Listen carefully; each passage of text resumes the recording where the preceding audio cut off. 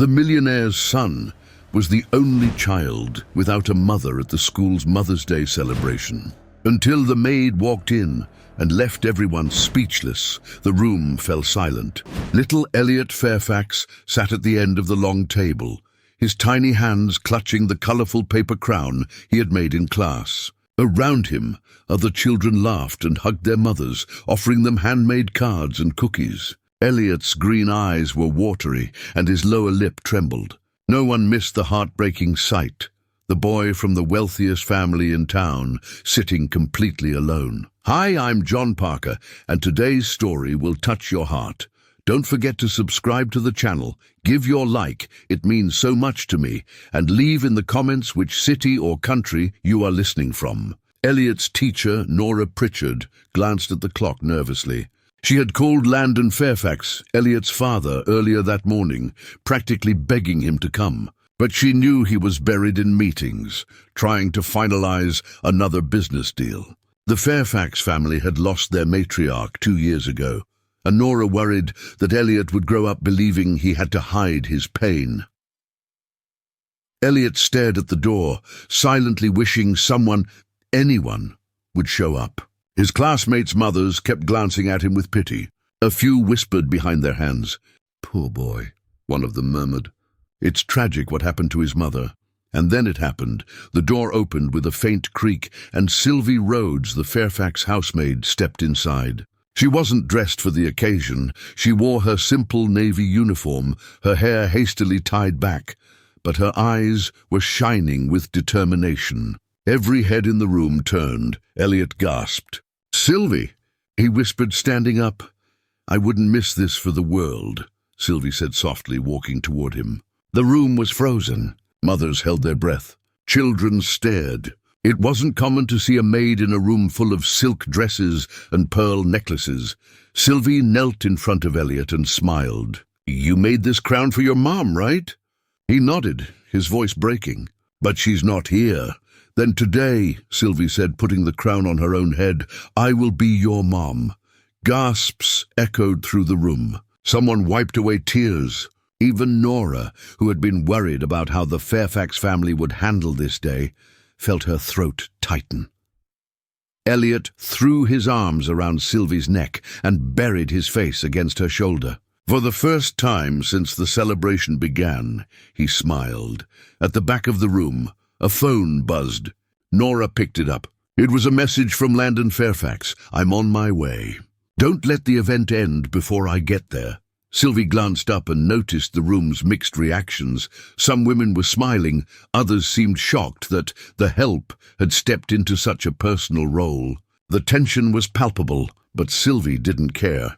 She held Elliot tighter and whispered, "You are not alone, sweetheart." Outside, a black SUV stopped in front of the school. Landon Fairfax had arrived, and when he walked in and saw Sylvie wearing the paper crown, holding his son, his face went pale.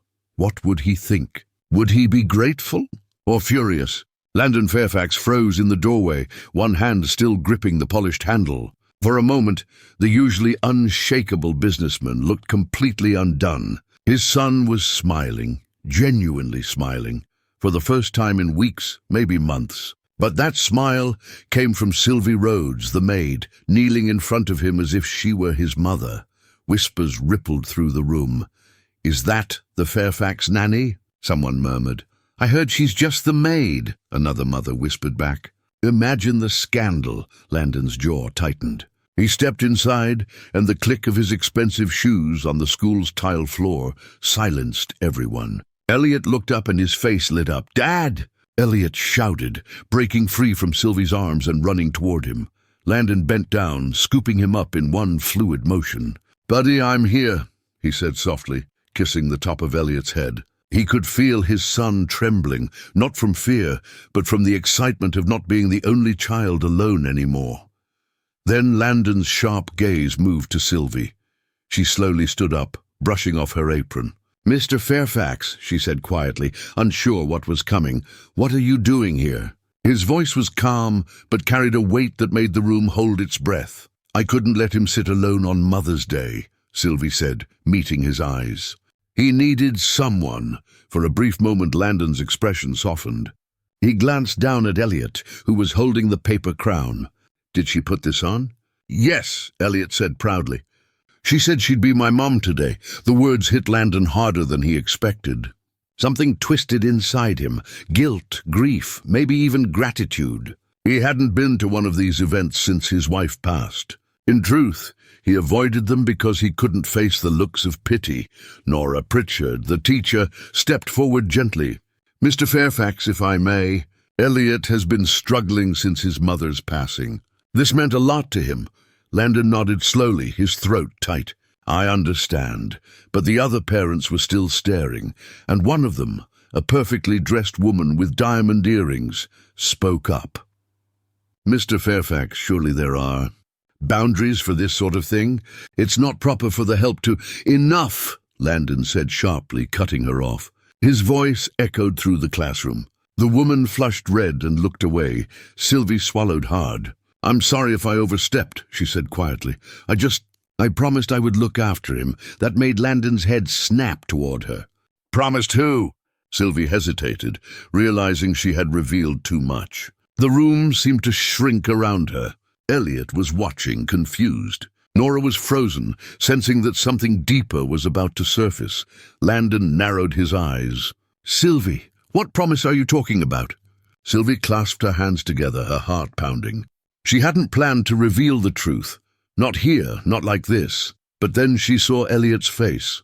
His innocent trust gave her courage.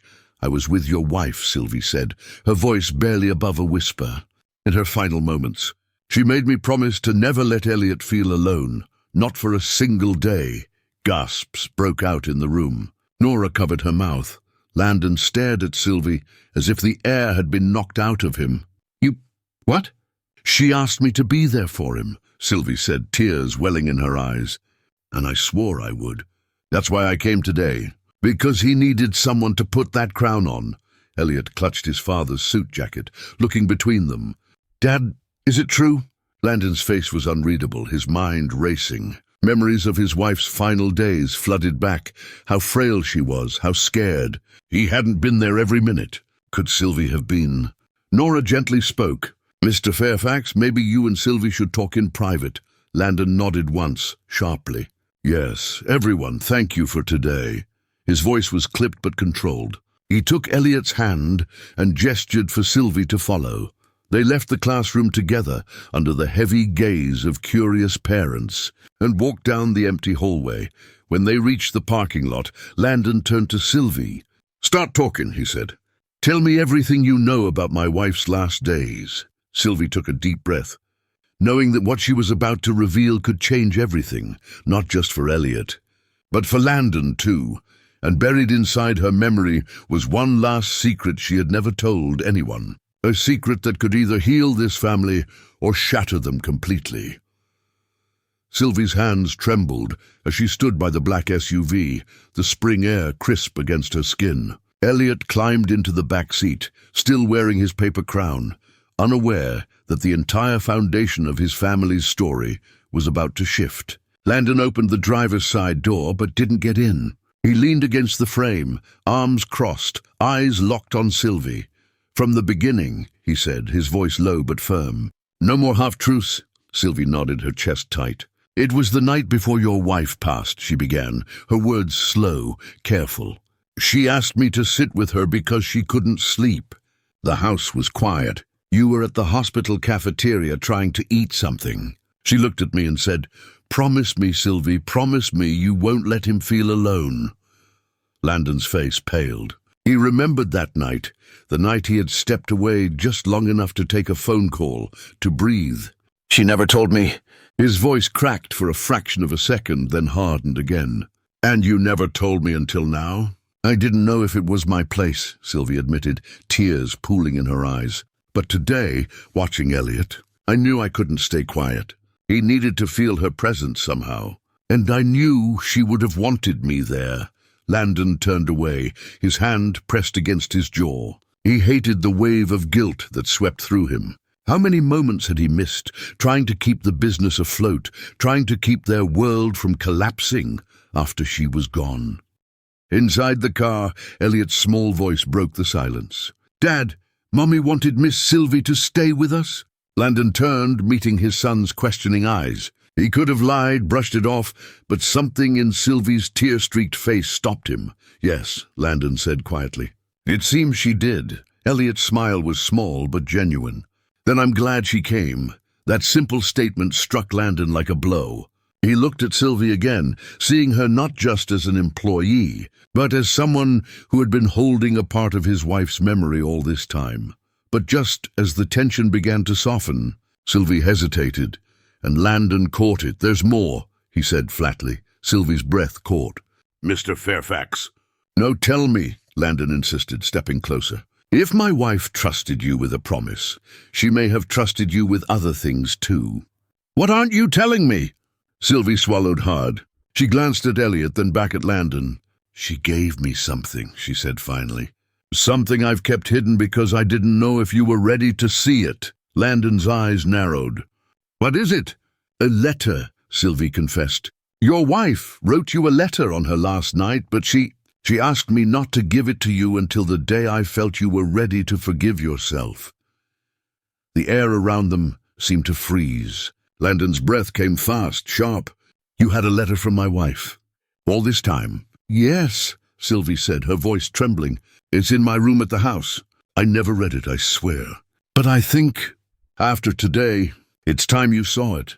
For a long moment, Landon didn't speak. His hand tightened on the car door, his mind whirling with anger, grief, and an emotion he couldn't name.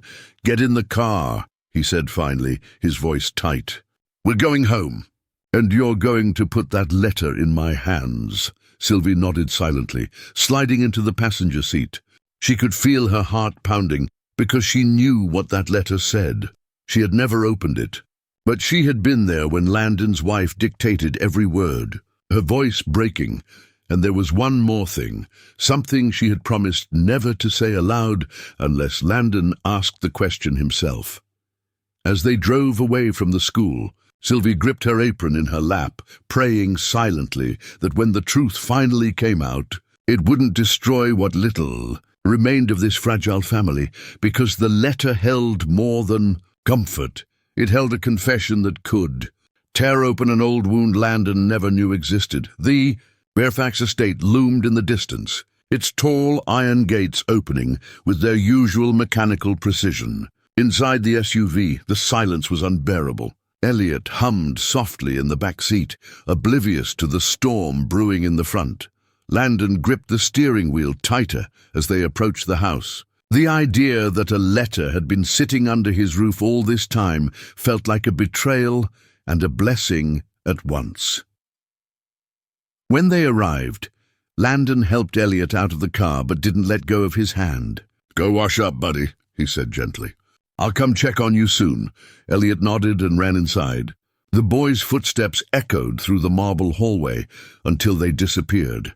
Now it was just Landon and Sylvie standing in the grand foyer, the air thick with unspoken words. Show me, Landon said. Sylvie led him through the house, past the glittering chandeliers and polished wooden floors, into the quiet wing where her small room was tucked away. She opened a drawer carefully and pulled out a small envelope, worn from years of being handled with care but never opened. She turned and held it out with both hands. Here. Landon stared at it, his chest tight. His wife's handwriting curled across the front, for Landon. To be opened when the time is right. He took the envelope with shaking fingers and sat on the edge of Sylvie's bed.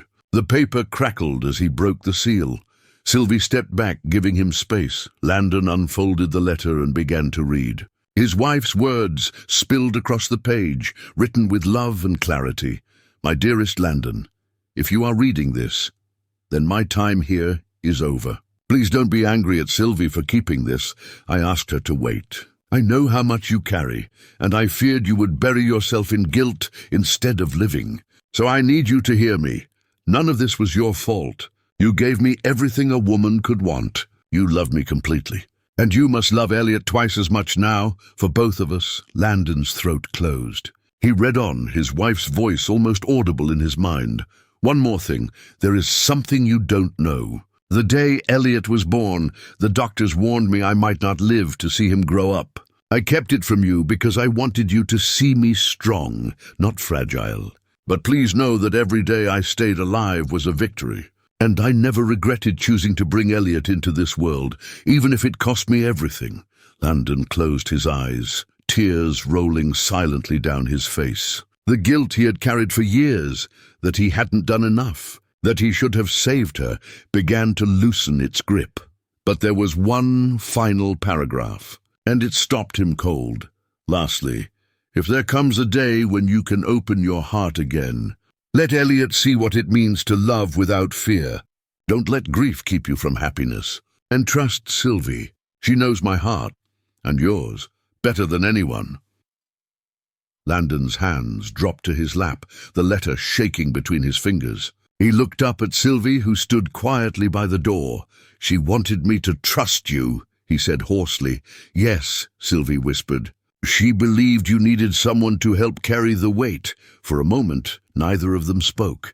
Then Landon stood, his expression shifting from raw grief to something darker. Determination. "There's something else you haven't told me," he said. Sylvie hesitated, her face paling. "I can see it in your eyes," Landon continued. "You've been holding on to more than this letter." Sylvie's hands clenched in front of her. "Mr. Fairfax, there's one more thing your wife said to me that night. But if I tell you, it might change the way you see everything, including Elliot." Landon's heart slammed against his ribs. "What does that mean?" "She said there was a truth you needed to uncover about Elliot's early days," Sylvie said carefully. "Something only the hospital records could prove." Landon's face hardened. "Hospital records?" Sylvie nodded. "Your wife told me she feared there had been a mistake the night Elliot was born. Something about the delivery that the doctors never explained." Landon stared at her, the ground shifting under his feet. "Are you telling me—" His voice faltered, then sharpened. "Are you saying Elliot might not be—" Sylvie shook her head quickly. "He is your son, Landon, but there may be more to his story than you know, and she wanted you to find out when you were ready." Landon took a deep breath, the weight of the revelation crushing him. For years he had lived with guilt. Now there was a new mystery, one that could turn his world upside down. He folded the letter carefully and slipped it into his pocket. "We're going to that hospital," he said firmly. "Tonight." Sylvie's breath caught. She had hoped he would wait, but she could see in his eyes that there would be no delay, and somewhere deep inside, she feared that whatever they found would either bind them together forever or tear the Fairfax family apart for good. The sun had already dipped below the horizon when Landon's SUV rolled into the parking lot of St. Matthew's Memorial Hospital, the same place where Elliot had been born 7 years earlier. The building loomed against the twilight sky, its windows glowing faintly. Inside the vehicle, Elliot had fallen asleep, his head resting against the seatbelt, the paper crown still on his lap. Landon reached back gently and brushed his son's hair away from his forehead before turning to Sylvie. "Stay with him," he said. "I'll handle this." Sylvie shook her head. "No. If your wife asked me to guide you through this, I need to be there when you hear the truth." For a long moment, Landon didn't respond. Then finally he nodded. "Fine, but whatever we find tonight, Sylvie, once we open this door, there's no going back." Together, they entered the hospital, the sterile smell of antiseptic instantly pulling Landon back to the night of Elliot's birth. The rush of doctors, the shouts, the fear that he might lose them both. At the records department, Landon used every ounce of his influence and family name to get what he needed. "Fairfax," he said to the clerk, his voice controlled but firm. "We need the delivery records from May 7th, 7 years ago. My wife was Abigail Fairfax." The clerk hesitated. "Sir, those are confidential." "I am her husband," Landon said sharply. "And that's my son. Get me the file." The clerk disappeared into the archives. Sylvie stood close, her hands clasped together. "You're nervous," Landon said, glancing at her. "I'm terrified," Sylvie admitted, "because I don't know exactly what we'll find. Your wife just said there was something wrong with the paperwork, something she never had the courage to confront while she was alive. Before Landon could respond, the clerk returned with a thick manila folder. "You'll need to read these here," she said, handing it over. Landon took the file and walked to the nearest empty table. He sat down, Sylvie at his side, and opened it. The first few pages were standard, Abigail's admission forms, notes on labor progress. Then came the delivery report, and there it was. A red asterisk marked a note at the bottom. Complication. Twin gestation suspected but only one infant delivered. Second heartbeat ceased pre-delivery. Family not notified per attending physician's recommendation. Landon's hand froze on the page. Twin gestation, he whispered. Sylvie's breath caught. "She knew," she said softly. "Your wife knew there had been 2 heartbeats. She told me that night, but she didn't know what had happened to the other baby." Landon's stomach turned. "Why wouldn't the doctors tell us? Why would they hide this?" He flipped through more pages, his pulse racing. There were additional notes, mentions of a late-night transfer to the NICU, and then nothing. The final entry stated, "Infant B declared non-viable, transferred to confidential case file." Landon slammed the folder shut, his jaw clenched. "They lied to us," he said, his voice low and dangerous. "They made a decision about my child without telling me." Sylvie touched his arm. "Landon, wait, there's more. Look at the signature." He reopened the folder and scanned the bottom of the page. His eyes narrowed when he saw the name Dr. Vincent Callahan, a physician Landon knew well. "That man still works here," Landon said grimly. Sylvie's eyes widened. "You're going to confront him?"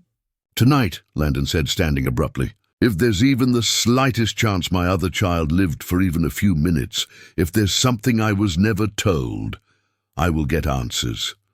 They found Dr. Callahan's office on the second floor. The hallway was quiet, the faint hum of machines echoing in the distance. Landon knocked once, hard. A tired-looking man in a white coat opened the door. His face drained of color when he saw Landon. "Mr. Fairfax," he said, startled. "What are you—" "You're going to tell me exactly what happened the night my son was born," Landon interrupted, stepping inside. Dr. Callahan swallowed. "It was complicated. Your wife's life was in danger.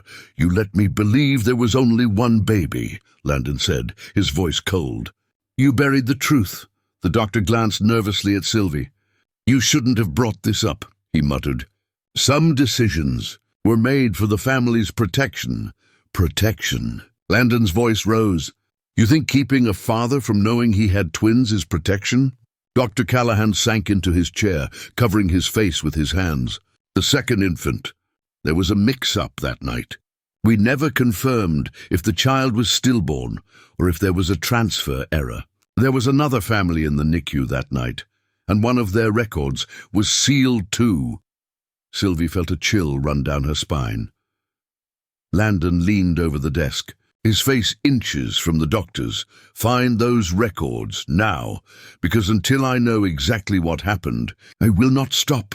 The doctor hesitated, then finally reached for the phone. "You don't understand what you're asking, Mr. Fairfax. If there was a mistake that night, your son might not be an only child after all." Sylvie's breath caught audibly. Landon's eyes darkened, but a spark of something else flickered there too. Hope. For the first time in years, he realized this night might end with more than grief. It might end with the truth, and maybe, just maybe, with another child he never knew existed. Dr. Callahan's fingers hovered over the hospital's secure database login, his hands shaking. "Once I open this," he said quietly, "there's no way to unsee what we find. These records were sealed by legal order 7 years ago." Landon's voice was sharp but steady. "Then unseal them. I'll deal with the lawyers later." Sylvie stood perfectly still, her heart pounding so loudly she was sure they both could hear it. She remembered Abigail's last words about that night, how she had felt that something was missing when she first held Elliot. The doctor typed a series of codes, and the computer beeped. After a few tense moments, a screen full of documents appeared. Dr. Callahan scrolled until he found the one marked Confidential Case File, Infant B. He clicked. The file opened to reveal a short report and a grainy photo. A newborn, Tiny but alive, wrapped in a striped hospital blanket. The notation under the picture read, "Transferred for emergency care to regional pediatric facility under code switch due to critical oxygen loss. Guardian consent deferred. Landon's blood ran cold." "Transferred?" Dr. Callahan nodded grimly. "Yes, the baby wasn't declared deceased. He was sent to another facility for higher-level care. But somewhere in the chain of custody, the report vanished. There was never an official follow-up to confirm survival or death." Sylvie clasped her hand over her mouth, fighting back tears. "You're saying there's a chance that child is alive?" "There's more than a chance," Dr. Callahan admitted. "A few months after the incident, we got a notice that the infant had been placed under state guardianship, a temporary foster arrangement. But the case was sealed due to a legal dispute over parental rights. We were ordered not to contact the Fairfax family." Landon felt as though the room was tilting. "Someone decided my son's fate for me?" "Yes," Dr. Callahan said softly. "And given your influence and resources, Mr. Fairfax, I suspect they wanted to avoid a lawsuit." Landon's hands curled into fists. "Tell me where to find him." The doctor hesitated. "That's not simple.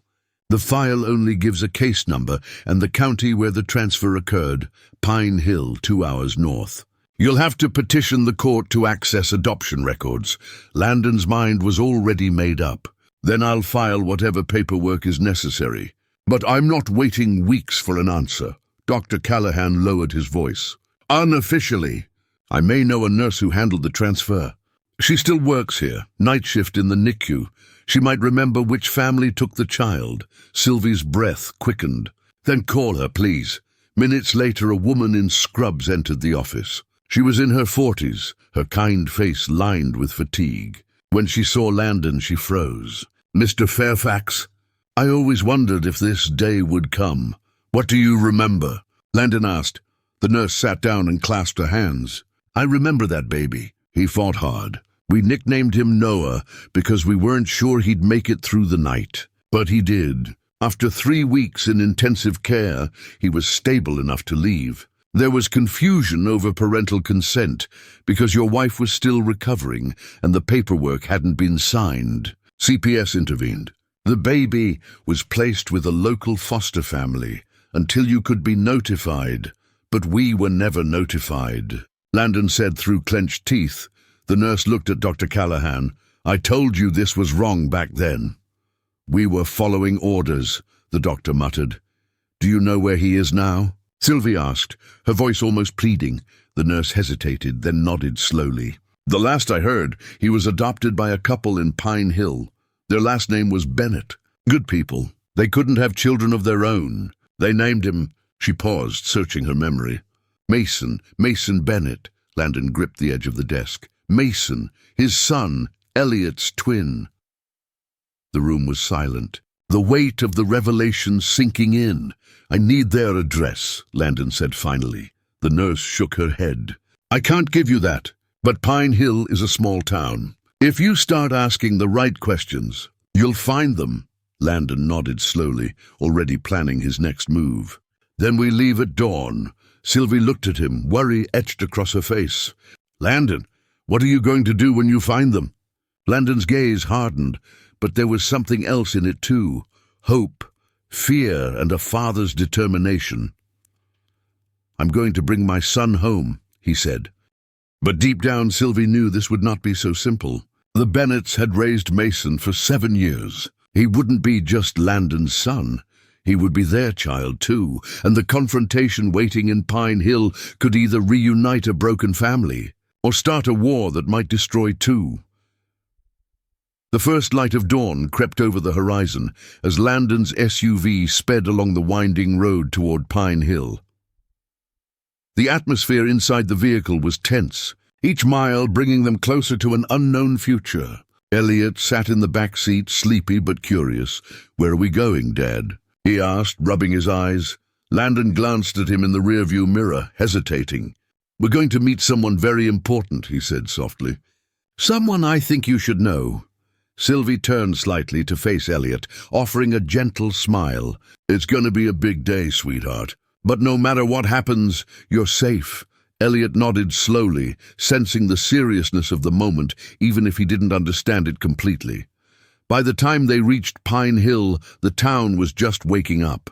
The streets were lined with small shops, a diner, and a church, whose bell rang faintly in the distance. It was the kind of town where everyone knew each other, and strangers stood out. Landon parked near the courthouse. "This is where we start," he said. Inside, the county clerk eyed them with polite curiosity as Landon requested public records. It took nearly an hour, but finally the clerk handed them a file with limited but crucial information. Mason Bennett, adopted 7 years ago by Charles and Diane Bennett. "Do they still live here?" Landon asked. The clerk nodded. "Yes, just outside town. They own the local hardware store." As they drove to the store, Sylvie could feel Landon's hands tightening around the steering wheel. "Landon," she said carefully, "you need to think about how you approach them. They don't know you, and Mason might not know he was adopted. This could be a shock." Landon's jaw clenched. "He's my son. I have a right to see him." "Yes," Sylvie said softly, "but rights don't erase 7 years of someone else's love." When they arrived at Bennett's hardware, the morning sun cast a warm glow over the small, family-run shop. A man in his 40s, Charles Bennett, was unloading boxes from a truck. He looked up when he saw the SUV and gave a friendly wave. "Can I help you folks?" he called. Landon stepped out, his heart hammering. "I need to talk to you about Mason." Charles froze. His expression changed from friendly to cautious. "Mason, why?" "Who are you?" "My name is Landon Fairfax," he said, his voice steady but charged with emotion. "I believe I'm his biological father." Charles's face drained of color. "You'd better come inside," he said quietly. Inside the store, Diane Bennett appeared from behind the counter, wiping her hands on her apron. When Charles told her who Landon was, she gasped, covering her mouth. "You came," she whispered, tears forming in her eyes. Landon blinked, confused. "You knew about me?" Diane nodded slowly. "We were told you might come one day. That's why we never left Pine Hill. We wanted Mason to be easy to find, if you ever came looking." Sylvie's eyes widened. "So you always knew the truth?" "Yes," Diane said softly. "We were told your wife was too sick to make decisions and you were unreachable. Mason needed a home. We were given custody under emergency order, and we loved him from the first day we held him." "Where is he?" Landon asked. Diane hesitated. "He's at school. But before you see him, you need to know. Mason doesn't know he's adopted. We planned to tell him when he turned 10, but he's happy, Mr. Fairfax. He loves us. This is going to change everything." Landon's chest ached. For a moment, he pictured a boy with Elliot's same green eyes, sitting in a classroom somewhere, laughing with friends, completely unaware that his biological family had just walked into town. "I still need to see him," Landon said quietly. "I need to look at him to know he's okay." Charles nodded slowly. "School gets out at 3. We'll bring him to the park. Neutral ground, but you have to promise you won't just take him.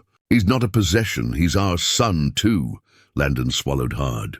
"I promise, I just want to meet him." When they left the store, Sylvie touched Landon's arm. "Are you ready for this?" "No," he admitted. "But it doesn't matter. I have to do it." That afternoon they waited at the park. The sound of children's laughter carried on the breeze. Then Sylvie saw him first, a boy with tousled brown hair and bright green eyes, running toward the swings. Landon's breath caught. It was like seeing Elliot's reflection, but living a completely different life. And as Mason turned toward them, smiling, Landon realized this meeting would not just be emotional, it would decide the future of 2 families. Landon stood frozen near the park bench, his breath caught in his throat. Mason was right there, laughing, running, his sneakers kicking up small clouds of dust. It was like looking at Elliot from a parallel universe. Same eyes, same dimple when he smiled. But his laugh carried a freedom Elliot hadn't known in years. Charles and Diane walked toward the playground, waving at Mason. "Buddy!" Charles called. "Come here a second." Mason ran over, his cheeks flushed. "Hey, Dad." "Who are they?" He pointed to Landon and Sylvie, curious but not fearful. Diane crouched down and brushed Mason's hair back. "Sweetheart, these are some friends of ours. They came a long way to see us." Mason's eyes brightened. "Hi," he said with a shy grin.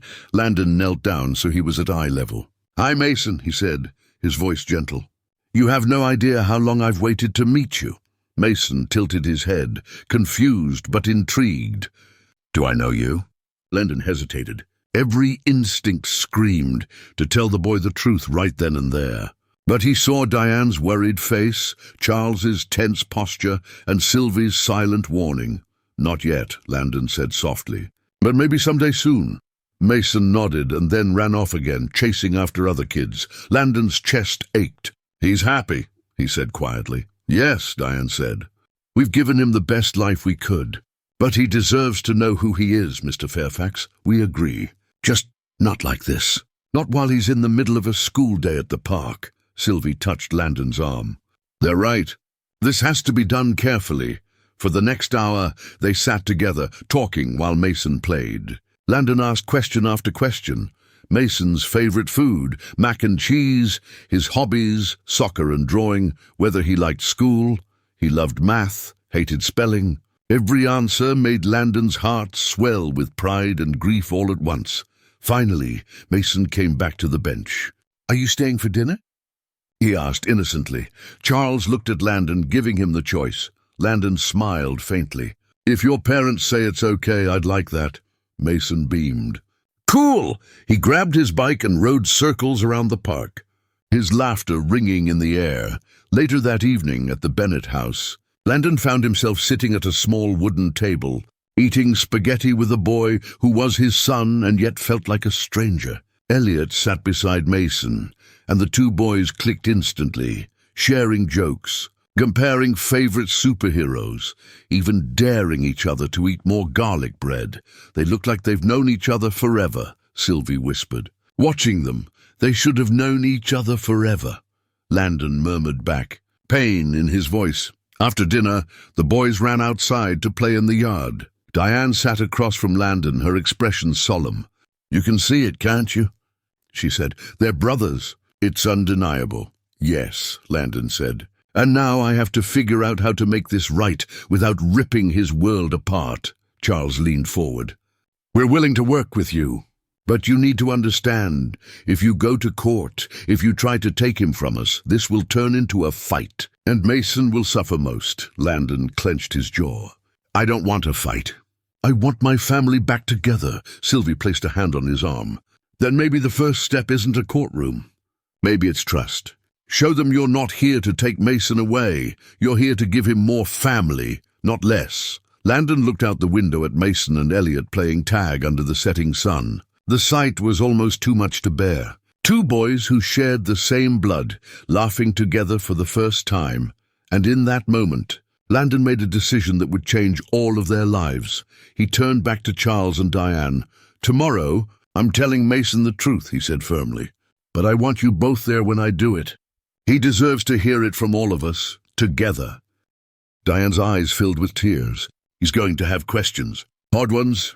Then we'll answer them," Landon said. "Every single one." As the boys ran back inside, sweaty and laughing, Sylvie caught Landon's gaze.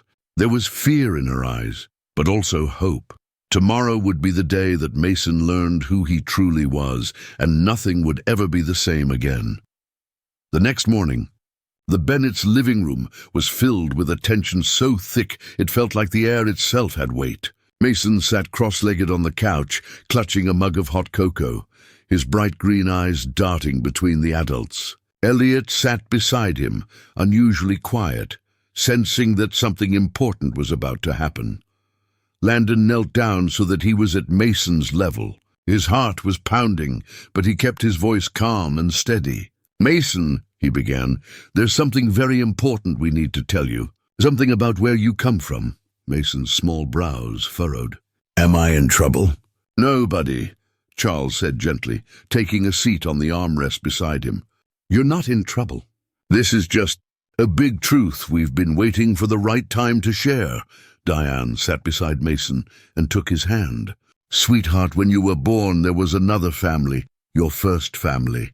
They loved you very much, but because of something that happened at the hospital, they didn't get the chance to raise you. We were asked to take care of you." Mason's mouth fell open. "Are you saying you're not my real mom and dad?" Diane's eyes filled with tears. "We are your mom and dad, Mason. We have loved you every single day of your life. But biologically, you have another father." Mason turned slowly to Landon, who nodded. "I'm that father," Landon said softly. "I didn't know you were alive until yesterday. I thought I lost you the night you were born. But now I know you survived, and you've grown into this incredible boy." Mason blinked rapidly, his young mind trying to process the revelation. "So, Elliot is my brother?"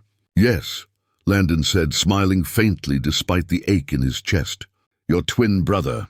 You were born together." Mason's eyes widened, and he turned to Elliot. "For real?" Elliot nodded eagerly. "That's why we look the same." "I knew it." For a moment Mason smiled, but then his face crumpled.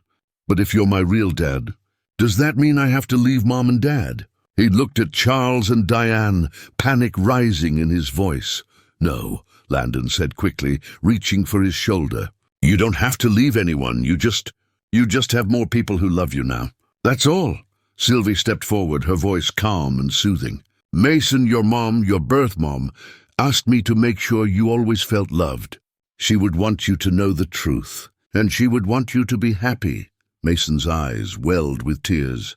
"What was she like?"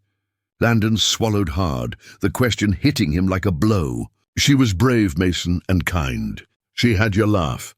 And she loved you so much." Silence settled over the room, broken only by the sound of Mason sniffing softly. Then he slid off the couch and went to Landon, hesitating for a moment before throwing his arms around him. Landon froze for half a second, then hugged him back tightly, tears stinging his eyes. "I've missed so many years," he whispered. "But I promise you, Mason, I won't miss another." Behind them, Diane quietly wiped her tears, and Charles placed a hand on her back. "He's not losing us," Charles said quietly. "He's just gaining more family." Elliot jumped down from the couch and hugged Mason too. "We can share toys now," he said excitedly. "And clothes. And we can switch places at school." Everyone chuckled softly, the tension easing for the first time since the morning began. But as the laughter died down, Landon straightened and looked at Charles and Diane. "This can't just be a visit. We need to figure out what happens next, legally, practically, emotionally. Mason deserves a future where he doesn't feel torn in two." Charles nodded solemnly. "We agree. We'll talk to the judge, start the process. No custody battles, just cooperation."